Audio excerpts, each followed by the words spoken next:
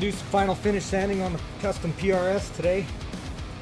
You can see how I got some orange peel, and right here in this area, and then I got some blotchy going on over that leaf. I'm gonna take that out and get rid of it, and then gonna sand this flat too. After this is done, there'll be a lot of depth in that paint and that clear coat. So I'm gonna be taping up any sharp edges that I could potentially go over with my DA. I'll be using a 1500 grit, which is kind of fine, but it'll still burn through a corner if you're not careful. If I was to take this and run it over this area here at an angle like this, it would burn right through that clear coat and paint and go all the way down to the wood. So you got to be careful.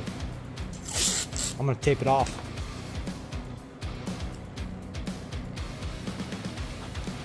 The cool thing about this area of the guitar is the clear coat is so flat on that area that after I get done wet sanding with my DA, I could go back over with my hand and just lightly smooth out that corner, the edge.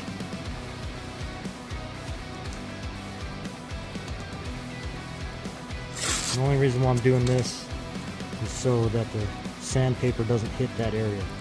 It kind of sets a boundary for where you want to be, where you want to go, where you want to stop.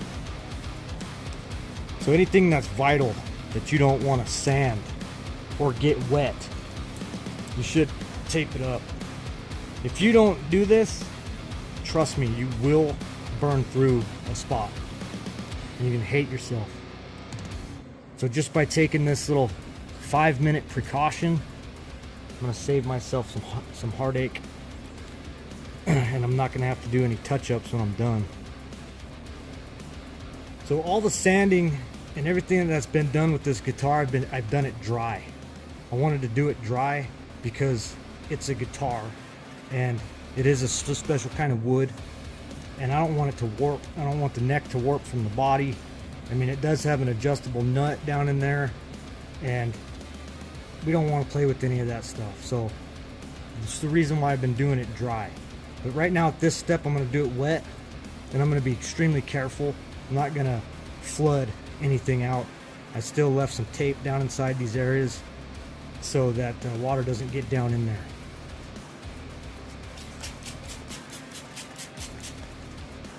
I like to wet my paper.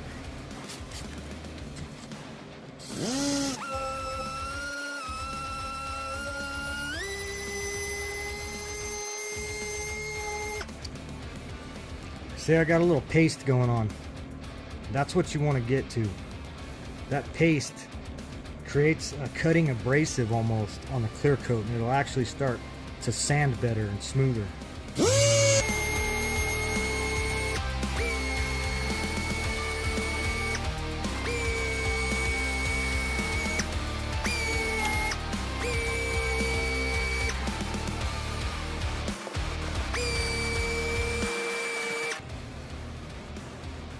Constantly checking this with my fingers to feel the highs and lows.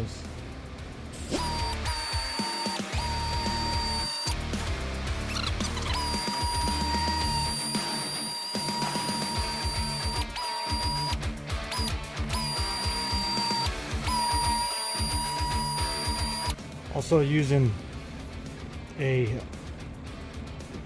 3/32 throw DA. It's a real fine throw, real small throw. So it's not going to do a whole lot of cutting action. It'll be more controlled.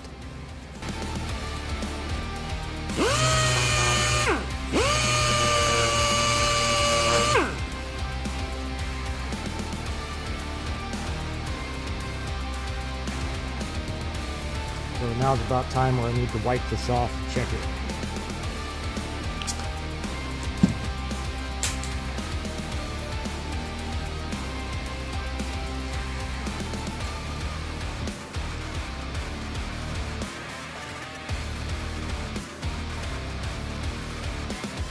see I still have some heavy peel going on right here, right here, right here. See, mostly in the tape lines, you see the peel. This side here is starting to flatten out real nice because there wasn't a whole lot of tape lines here. And I want to knock down those tape lines. So, I'm going to keep sanding.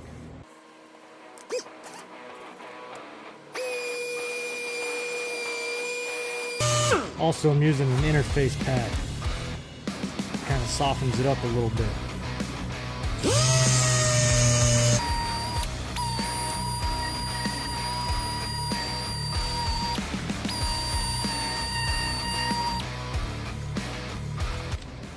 This is flattening out really good now. That's where I want to get it a little bit flatter. You get rid of these little shiny spots in here, then you know it's flat. So I'm going to keep sanding until I get it flat, but also keeping in mind that I'm going to use another grit to get it even smoother and closer to a final finished polish.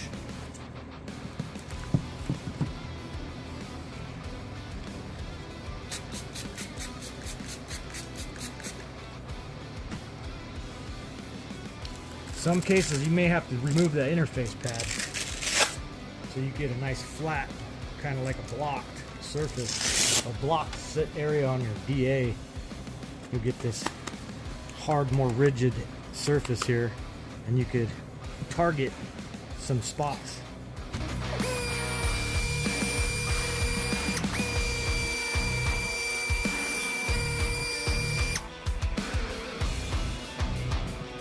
So in one of the videos that I did while I was painting this, I used some candy to darken up this amber color over this gold leaf.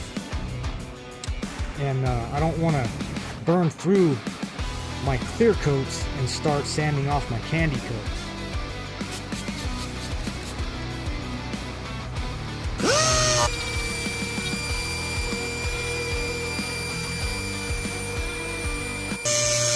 Right now I'm just using the edge of this DA, probably about that much of it on the surface of the guitar at an angle to get this contour, to get inside this contour.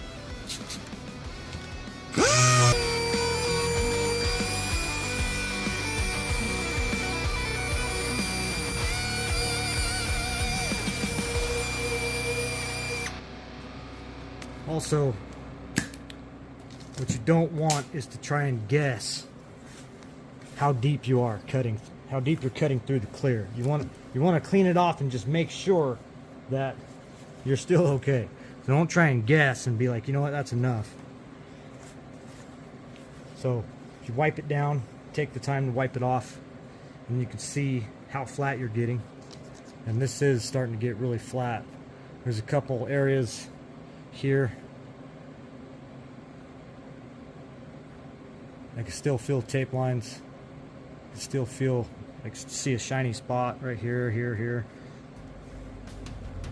That's all got to get flattened out. So I know that there's enough material on here because I put about 4 coats of clear coat over top of everything after I was said and done, because I always plan to take one back off while I'm wet sanding. Look how cool that looks though. Depth in there.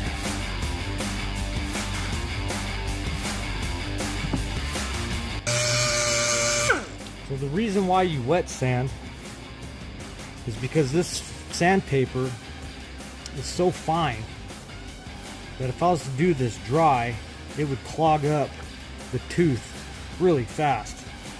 Well, using water, it keeps the pores of the paper clear.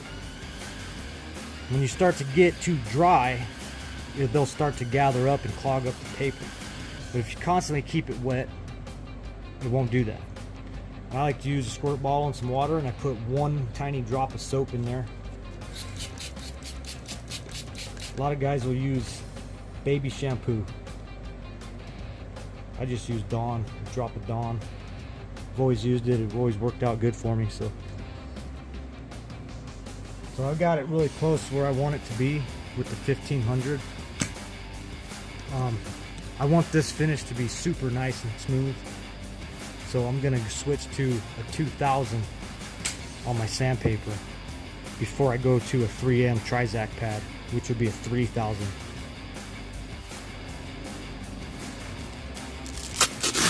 $1,500's coming off. Putting the interface pad back on. I'm going with the 2000 grit.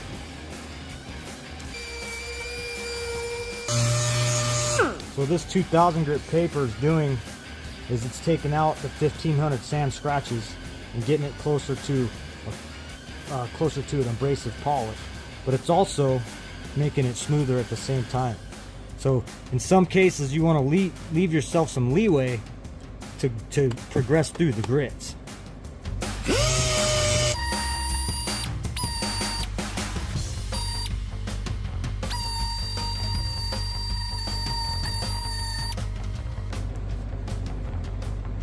That looks really good. Feels really nice. I don't see any shiny spots anymore. I think the orange peel is pretty much all gone. Let me go over it real quick one more time with this all around. It right here needs a little bit.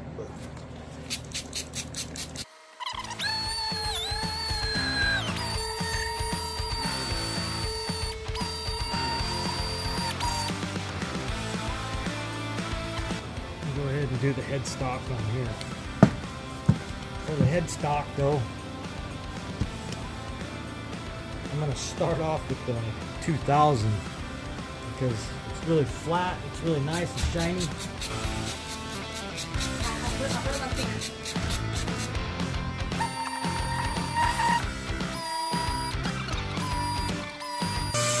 But like I said, this part doesn't need a whole lot of sanding because it came out really flat as it was. It could have actually almost just left it alone.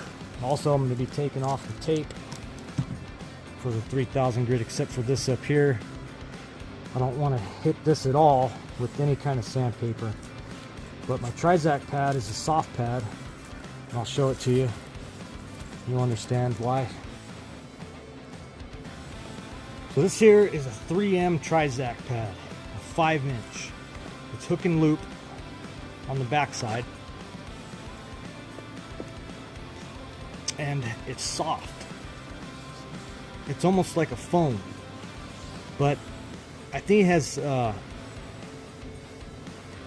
has an embedded material in it, and it's shiny. It's weird, almost like a metallic. And this is a 3000 grit. This is usually where I stop at before I polish, because at this stage you're almost polishing with this grit.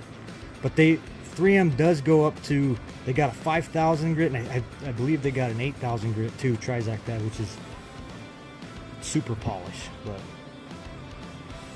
anyways, we're gonna polish this out. I'm gonna go ahead and I'm just gonna put this straight onto my DA, but I want to make sure that it's on there perfectly so I don't have any possibility of the hook and loop scratching my clear coat. So I can see it's got all the way around. Kind of work it on there. Make sure it's not going to walk over to one side. These like to be soaking wet, so I'll spray them down and I'll let them soak for a minute before I use them.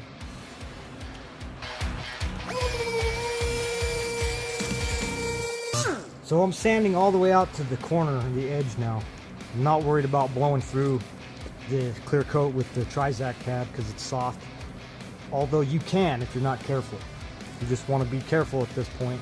But I'm trying to blend my sand scratches in all the way to the edge from the 1500 to the 2000 and then now the 3000. I'll blend everything in and essentially polishing at this point.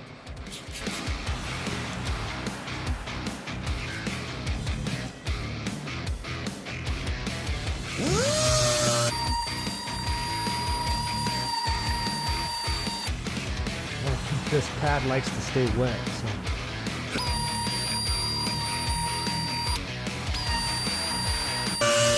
It's crazy, as you can see, some of the metal flakes sparkles actually coming back already as you polish and sand with this Trizac pad. You start to see how it's starting to get shiny again.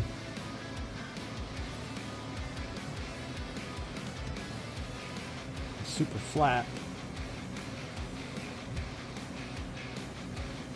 See the gloss here. That's how flat it is. This is how you do this to a car also. When I'm doing a car, generally I'll go 1500 and then 3 straight to 3000, and I'll just make double passes to get rid of the sand scratches. But this guitar it's gonna need the 1500, 2000, 3000, and then the final polish.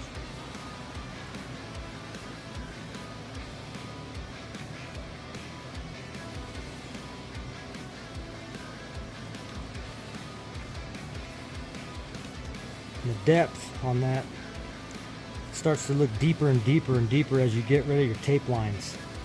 Tape lines kind of give an illusion that it's been taped and painted. After you start to take out those tape lines, it starts to get deeper and start to meld and look like one. So now I'm going to go ahead and tape it back up and get the polisher out. I got it all taped up again. The reason why is because a rotary polisher is very powerful, and the grit of the rubbing compound or the polishing compound, it will also eat through the edge of your clear coat. So what I'm going to do is I'm going to give it a polish, and then once it's close to being finished, I'm going to remove the tape and I'm going to lightly polish that area also. So in this polishing process, I'm going to use what I always use, and that is a rotary polisher with a medium cut pad, and then I'm going to switch to a light cut pad using a Panel Shop 800. This is what I always use. And then I'll go to the Panel Shop 1000. I've always used it. I've used it for years, and it's never done me wrong. So here we go.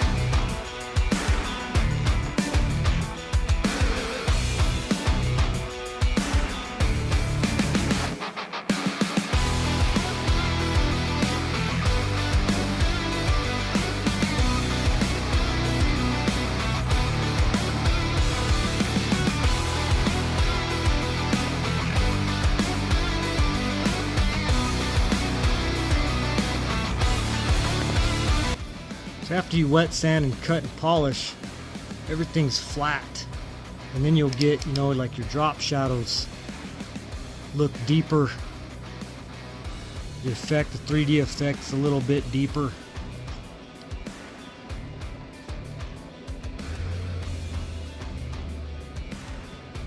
Just a drop shadow here, one here.